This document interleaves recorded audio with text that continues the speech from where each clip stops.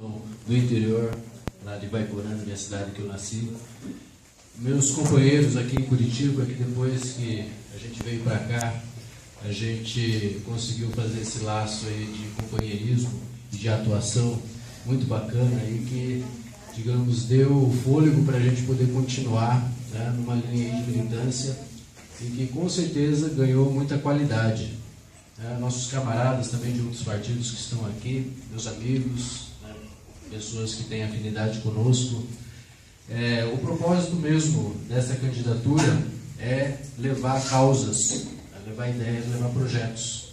Então não é uma candidatura por mim, eu faço uma candidatura por todos, é por um projeto de país, né, entendendo que nós precisamos ter não só uma mera continuidade de um projeto que está aí, a gente precisa avançar ainda mais.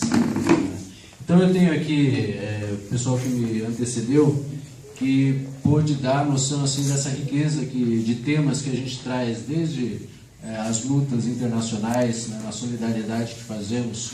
Acho que toda a nossa atuação aqui, ela é parte de uma observação do que acontece no mundo. E quando a gente vê o que acontece no mundo, a gente entende mais o que é, como deve ser aqui no país, aqui no nosso Brasil. Então a gente tem que fortalecer esse aspecto aí da solidariedade internacional. Então, também muito satisfeito aqui com os nossos colegas, companheiros, candidatos a deputado estadual, o Tadeu Venere, que esteve aí com a gente, sempre nos representou muito bem na Assembleia Legislativa, é um deputado combativo, que não tem medo, ele tem a coragem de denunciar e colocar o que acontece de errado, e tem muita coisa de errado nesse estado, e ele não se cala. Então, tenho toda tranquilidade assim, de estar junto com ele nessa caminhada.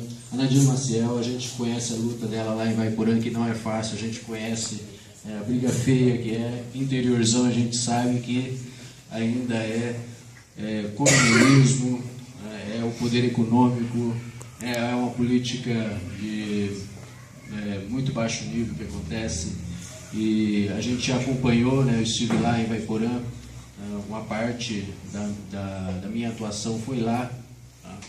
Então também é um orgulho estar junto com ela. A Ana Terra Viana, que faz uma batalha assim, pelas mulheres, também muito difícil, porque enfrenta o machismo, enfrenta uma cultura que de muito tempo, que é difícil de romper. Então, representar a juventude, representar esses anseios por mais liberdade, de mais dignidade nesse país, não é uma luta fácil, e ela faz isso com muita coragem também. Nosso camarada Rodolfo Jaruga, que é também servidor do Judiciário, ele também tem essa postura de questionar as estruturas que estão aí, atua aí no movimento de mobilidade urbana, defende a tarifa zero, que é uma bandeira bastante avançada, que defende que o transporte público ele pode ser gratuito. Nós que somos lá de Ivaiporã, com o nosso companheiro Ciro, a gente provou que é possível um sistema de transporte público gratuito e ainda de qualidade.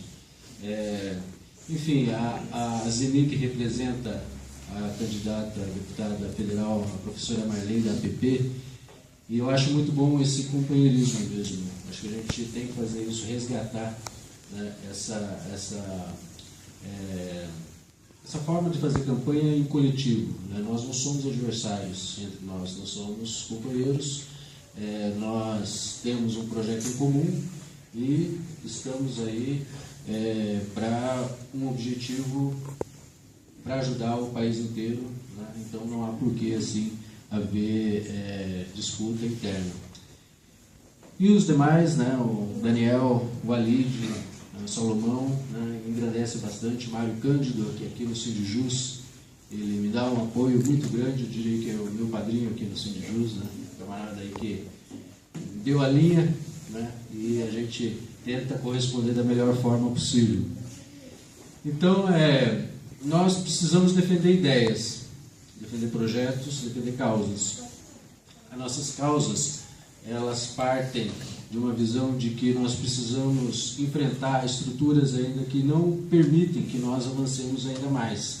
O Brasil, durante esses anos de governo petista, né, liderados pelo PT, que não é um governo só de petistas, é um governo de coalizão que tem diferentes forças e ideologias junto, né, então não pode se colocar nem todo o ônus, nem todo o bônus disso daí. É preciso compreender que tudo é um conjunto, né? Não é uma presidente que manda sozinha, não é um congresso que não é favorável, como todos falaram aqui, um congresso que não é o interesse do povo que prevalece nesse congresso. A gente sabe o que prevalece, né? Qual é o interesse que prevalece nesse congresso, é isso que impede a democracia.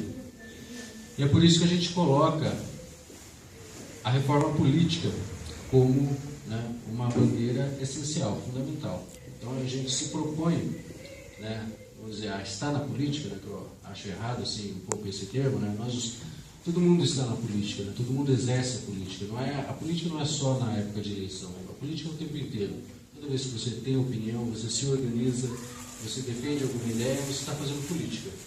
Né? Quem não faz política é quem se omite, se abstém e deixa que os outros, né, tomem as decisões, e daí acaba prevalecendo mais forte. Então, a gente precisa estar na política para defender a mudança do sistema político. Então, precisamos mudar as regras, a forma com que são feitas as eleições. Porque hoje, quem se elege, né, na grande maioria, é quem tem dinheiro. E de onde vem esse dinheiro? Né? Esse dinheiro vem de empreiteiras, esse dinheiro vem dos bancos, esse dinheiro vem, às vezes, de origem ilícita. E é óbvio que um candidato que se elege, né, com muito dinheiro, gastando muito dinheiro, comprando votos, obviamente que ele não vai defender o interesse do povo, ele vai defender o interesse daquele que forneceu o dinheiro. Então, é a raiz do problema. Né? Então, a raiz do problema é o sistema político. Então, por isso a reforma política. Por isso a defesa do plebiscito popular, que vai acontecer na primeira semana de setembro. É uma miragem.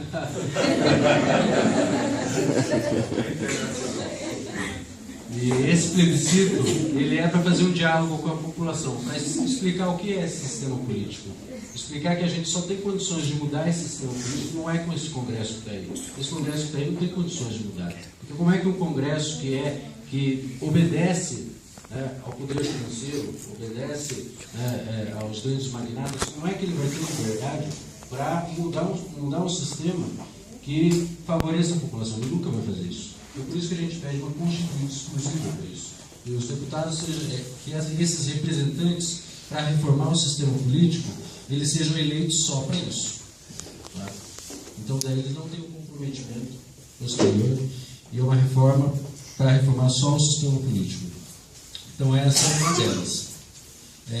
Outra reforma muito importante é das comunicações. A gente precisa apoiar a regulamentação, o novo marco regulatório para as comunicações. Porque também o atual sistema de comunicações no país, dominado por poucas famílias, que na prática fazem um filtro de informação, né, para as pessoas, para a sociedade, com base nos seus próprios interesses, esse sistema de comunicação, ele é uma trava também para o avanço da democracia. Porque as pessoas que formam suas opiniões e elas se alinham politicamente conforme a informação que ela tem. Então, a informação, aquilo que você sabe a respeito do mundo, a respeito do país, depende daquilo que você ouve, assiste na TV, ouve no rádio, lê no jornal. E quando essa informação ela é controlada, ela é direcionada para um determinado interesse, então isso distorce a opinião, isso distorce a percepção das pessoas acerca da realidade. E nós vemos isso aí de forma muito drástica, muito trágica, a respeito dos eventos internacionais que acontecem. A gente vê, por exemplo, o Estado de Israel massacrando os palestinos, um Estado superpoderoso, dos exércitos mais bem armados, se não mais bem armado do mundo, né, contra uma população praticamente indefesa, que está encurralada, que está cercada, não tem liberdade para ir e vir, que não pode receber alimentos, que não pode receber comida, muitas pessoas não podem entrar, não podem sair. Então é uma baita de uma injustiça. E o que os meios de comunicação fazem? Falam que está havendo uma guerra entre, né, a Palestina e entre Israel. Não, não há uma guerra entre a Palestina e Israel. Há um massacre de Israel sobre a Palestina. Então, a imprensa ela colabora para que as pessoas tenham uma noção errada do que acontece no mundo e tenham uma noção errada do que acontece no Brasil. Porque hoje, se você assiste ou ouve uma CBN, assiste muito a Rede Globo, você pensa que o PT é o partido mais corrupto do país, da história. Aí a gente sabe que não é verdade. Porque durante muito tempo a gente sabe, investigou grandes casos de corrupção. Né? Dá para citar, assim, caso do Estado, a sonegação da Globo, o que mais aí? São Paulo. A reeleição do FHC, Metrô. o metrô, o trem-salão. Né? Enfim, são muitos casos aí, né? Os vampiros. Né? Então, e se você for comparar, era para o pessoal aí se prender o Genuíno e o José Dirceu de uma forma sem apresentar a devida prova, né? Condenaram praticamente sem prova, usaram uma inovação do direito, né? Emprestaram uma tese que veio lá de fora, assim, distorceram essa tese para poder condenar sem prova. Condenaram o regime semiaberto e estão cumprindo pena em regime fechado. E nós conhecemos tantos corruptos aí, né, que nós sabemos que são corruptos, e estão livres e até ocupando cargos de governo, né, aqui no Paraná, inclusive. Então, é por perceber isso, e isso só é possível porque há manipulação das comunicações. Só é possível por causa disso. Porque se não fosse assim, nós poderíamos mostrar para as pessoas o que é de verdade, e daí as pessoas teriam clareza, né, e saber quem é que são os inimigos desse país. Por quê? Porque nós já vivemos isso.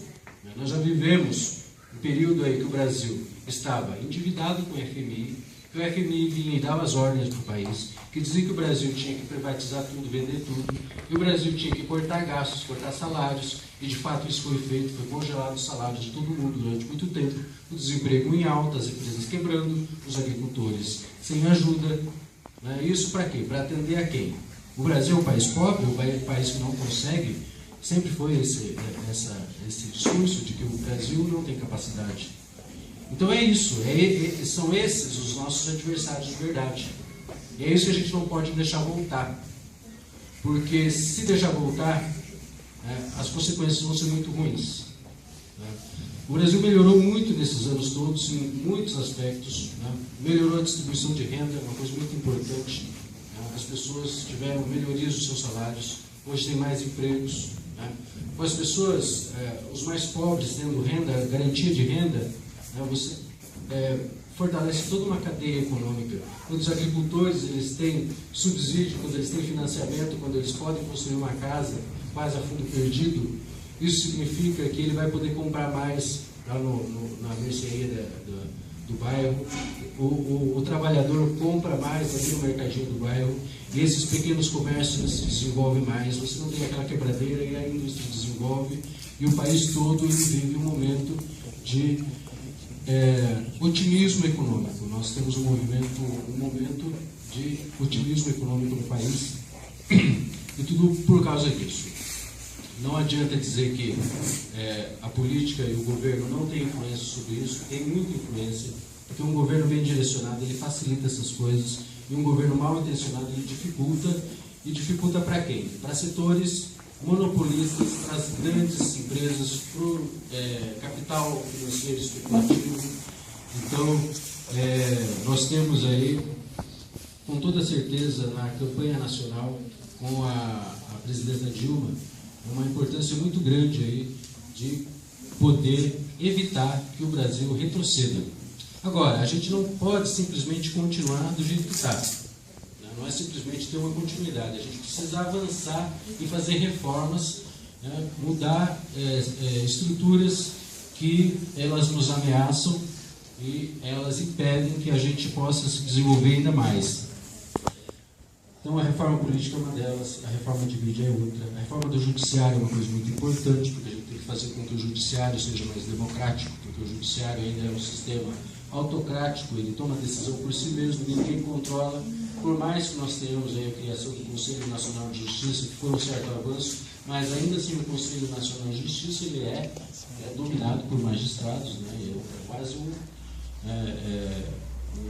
judiciário paralelo. Então é preciso avançar ainda mais na participação popular desse Conselho Nacional de Justiça. É preciso também que haja um processo mais democrático na escolha das cúpulas, né, diretivas e administrativas dos tribunais, para que não aconteça isso que está acontecendo agora aqui no Paraná, né, de juiz estar recebendo auxílio moradia de R$4.000, que se toda a população tivesse o direito efetivo, né, à moradia garantido, talvez não teria problema. Mas nós sabemos que em muitos casos é o judiciário que decide que as famílias sem teto, né, sejam despejadas, vão para o olho da rua, como a gente viu lá em São Paulo, em São José dos Campos, né, no caso Pinheirinho, que foi a decisão da justiça que acabou permitindo que aquela barbaridade ocorresse. Foi uma barbaridade que as pessoas não souberam também, porque a mídia também esconde e ela não mostra, né, o sofrimento do nosso povo. Então o nosso povo ainda sofre bastante, sofre com a violência. A violência não é um negócio simples de resolver. Tem a ver muito com a mentalidade, né, vigente no nosso país, a mentalidade comercial, a mentalidade capitalista, egoísta, onde o que é importante para o indivíduo é a ostentação, é ter alguma coisa, e valores humanos, assim, de solidariedade, de cooperação, de simplicidade, de humildade. Isso daí é completamente fora, assim, dos valores que são difundidos aí pelo mesmo sistema de comunicação e entretenimento que reforça desde sempre, né, esses valores. Então a violência é um negócio muito forte, nós temos que combater isso daí. Nós temos que combater a violência policial também, porque ela é abusiva. Nós temos que conhecer o passado do Brasil, conhecer o que foi a ditadura, por isso a importância das comissões da verdade. Por isso a gente falar da revisão da lei de anistia, para que os torturadores conhecidos eles sejam julgados, que não é possível, quando você não julga isso daí, você permite que esses movimentos voltem e possam nos ameaçar novamente como foi. Então é preciso que as pessoas saibam o que foi a ditadura. Enfim, nós temos uma grande tarefa, né, é levar o país para um rumo melhor, melhorar o que já está aí. Reforma agrária, urbana, tributária também. Sim, o nosso programa é bastante amplo, né? Nós temos, né, reforma agrária, distribuição de terras, a limitação das terras, a reforma tributária para fazer com que os pequenos, né, sejam isentos, para que os trabalhadores não carreguem, né, a carga tributária do país, para que haja taxação das grandes fortunas, para que o capital especulativo, né, seja taxado. Então, é a progressividade dos impostos, a reforma urbana para que haja moradia para todos, para que haja condições de tráfego, a gente melhorar o sistema de transporte, a gente apostar em novas modalidades, para a gente desafogar os centros urbanos. Enfim, há muita coisa que se fazer, né? As pessoas ainda têm as suas insatisfações, então a gente não tem que simplesmente dar continuidade, a gente tem que dar continuidade, mas melhorando. Então a minha campanha, a minha candidatura é para isso, é para colocar esses pontos. É uma candidatura realmente que ela não tem recursos, não tem dinheiro, não vai ter empresário, nem quero ter também, tá? Então vai contar com a colaboração de todo mundo, com base aquelas pessoas que vão multiplicar esse trabalho, né, que a gente vai difundir o material, cada pessoa vai conversar com o outro, vai chamar para as nossas atividades, a gente vai continuar com outras atividades, a gente vai tentar montar um comitê conjunto, aí a proposta nossa da gente fazer um comitê físico, porque hoje eu estou alugando aqui a sede do Sindijus, o Sindijus acabou alugando essa sede para mim fazer esse lançamento, não é o comitê aqui, né?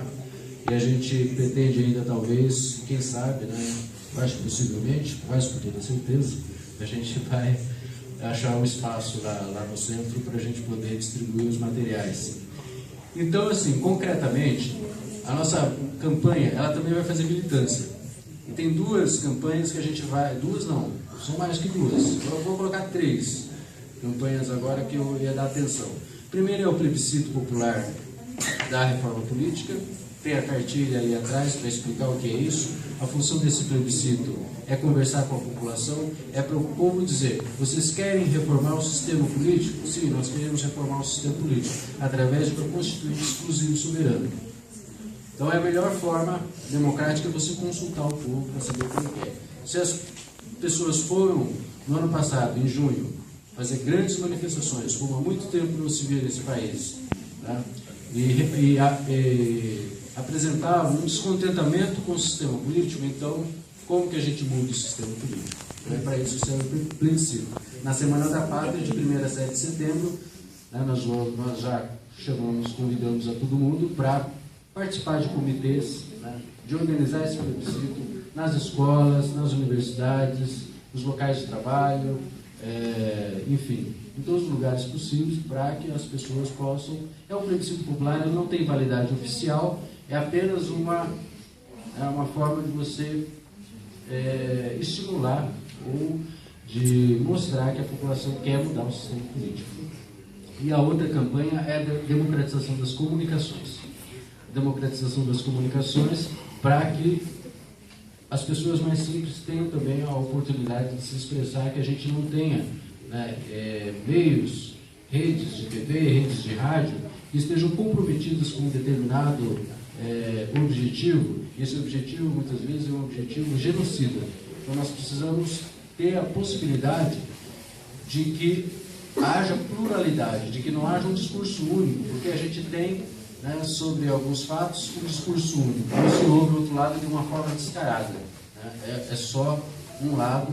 Então isso daí não tem condições, e só uma lei para regulamentar as comunicações é que pode fazer isso. Então por isso a nossa campanha também vai estar colhendo assinaturas para o projeto de lei de iniciativa popular, que é o Marco Regulatório das Comunicações. Se todo mundo que puder assinar isso daí também, né, também colabora bastante. E a outra questão que eu queria falar agora, que é urgente, é sobre o massacre que está havendo no Oriente Médio, né, o massacre na Palestina, que é preciso solidariedade internacional, é preciso que o mundo inteiro demonstre, né, que Israel vai ter um prejuízo moral muito grande e concreto também, porque daí não é só uma questão da gente reclamar, é da gente falar para o nosso governo que tem que tomar atitude mesmo, tem que chamar a embaixada, tem que chamar o corpo diplomático, tem que, né, exigir, né, que essa barbárie acabe. E convocar todo mundo, porque amanhã a gente vai fazer um ato concreto lá no Largo da Ordem, partindo da Mesquita. Às 10 horas, às 9 horas é a concentração, às 10 horas vai ser feito uma passeata ali, em solidariedade ao povo palestino, na defesa do Estado livre da Palestina, pelo direito do retorno dos refugiados, para que cesse essa agressão que está ocorrendo nesse momento. Enfim, é isso. A gente teria muita coisa para falar. Nós queremos marcar uma plenária, né, para debater pontos da nossa campanha. Essa plenária está com indicativo para o dia 16 de agosto. Dia 16 de agosto, é dia 16 mesmo, né? E 16 de agosto é um sábado. Daqui 3 sábados. E talvez a gente tinha falado que poderia ser aqui, mas pode ser que, quem sabe até lá, a gente tenha um comitê em algum lugar, mas a princípio ela está aqui, marcada para cá. Mas é um novo convite para o pessoal continuar. Então essa campanha é de debate, tá, de pontos políticos, de colaboração, de militância, tá, e sem nenhum rabo preso com nada assim, que nos impeça assim, de dizer aquilo que deve ser dito. Então é isso. Obrigado.